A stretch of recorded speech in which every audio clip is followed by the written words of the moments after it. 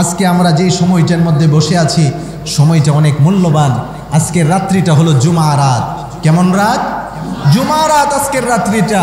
এই রাত্রির মধ্যে ইবাদত বন্দেগী করার দ্বারা আল্লাহর নৈকট্যে পৌঁছা যায়। সুবহানাল্লাহ। কিছু কিছু রাত আছে অন্য অন্য রাত থেকে বেশি গুরুত্বপূর্ণ, কিছু কিছু দিন আছে অন্য অন্য দিন থেকে বেশি গুরুত্বপূর্ণ।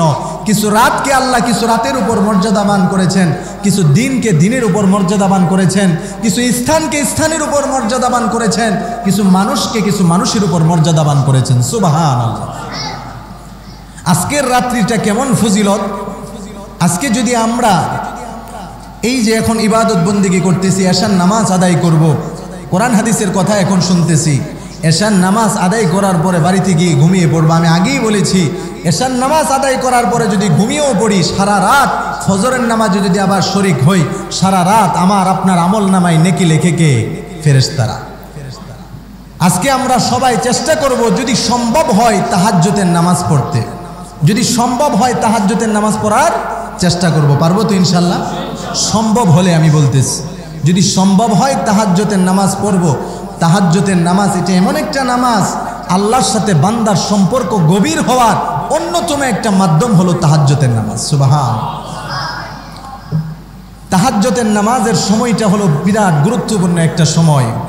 হাদিসের মধ্যে আসছে তাহাজ্জুদের ফজিলত কি, ভোর রাত্রের ফজিলত কি, আপনাদেরকে হাদিস দ্বারা শোনাই। عن أبي هريرة رضي الله تعالى عنه قال ينزل الله تبارك وتعالى كل ليلة إلى السماء الدنيا। আল্লাহ পাক রব্বুল আলামিন হাদিসে কুদসি নবীজি বলেন, আল্লাহ পাক রব্বুল আলামিন প্রত্যেক রাত্রিতে সপ্তম আসমান থেকে শেষ রাত্রিতে দুনিয়ার আসমানে চলে আসেন।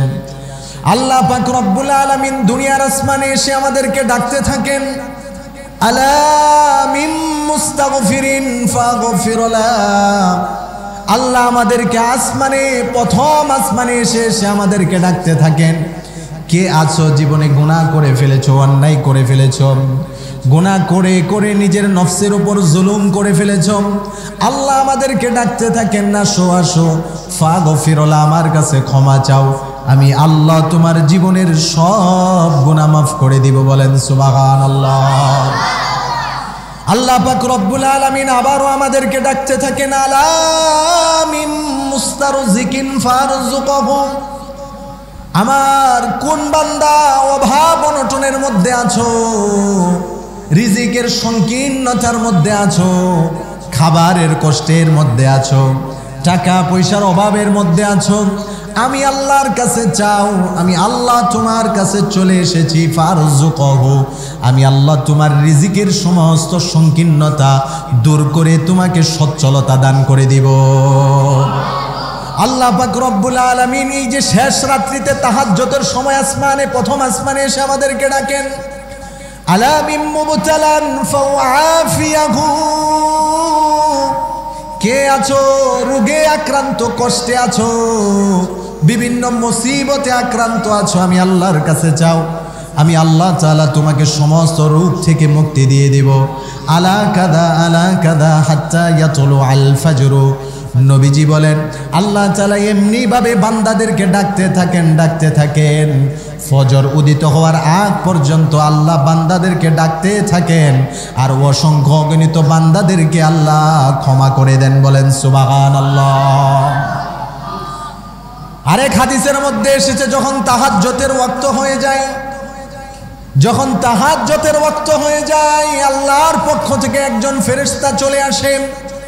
একজন ফেরেশতা চলে এসে প্রত্যেকটা আল্লাহর বান্দাদের কানের মধ্যে এসে ডাকতে থাকে, ইয়া ওয়ালি আল্লাহ কুম মিনান নাওম।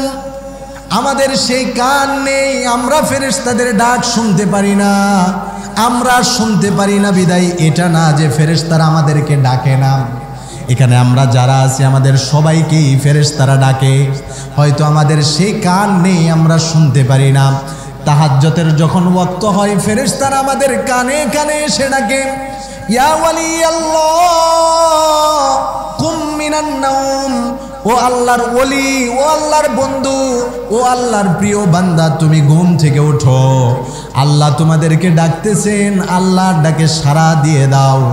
বান্দা যখন ফেরেশতার ডাকে সাড়া দিয়ে ঘুম থেকে উঠে 2 রাকাত তাহাজ্জুদের নামাজ পড়ে আল্লাহর কাছে কান্নাকাটি শুরু করে দেয়, আল্লাহর ওই বান্দাকে আল্লাহর ওলিদের কাতারে অন্তর্ভুক্ত করে দেওয়া হয়। সুবহানাল্লাহ।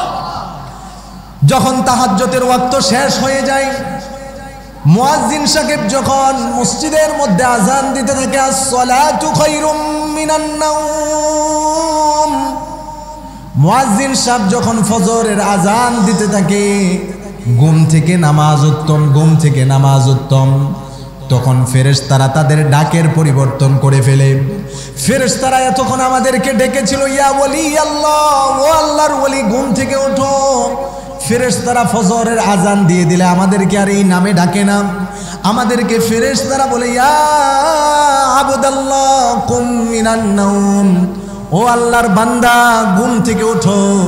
তাহাজ্জুদের নামাজ পড়তে পারোনি, সমস্যা নেই, আল্লাহর ফরজ বিধান ফজরের ওয়াক্ত হয়েছে, মুয়াজ্জিন ডাকতেছে, যাও যাও, এখনো সময় আছে, সুযোগ আছে, মসজিদে গিয়ে আল্লাহর কুদরতি পায়ে সেজদায় পড়ে যাও।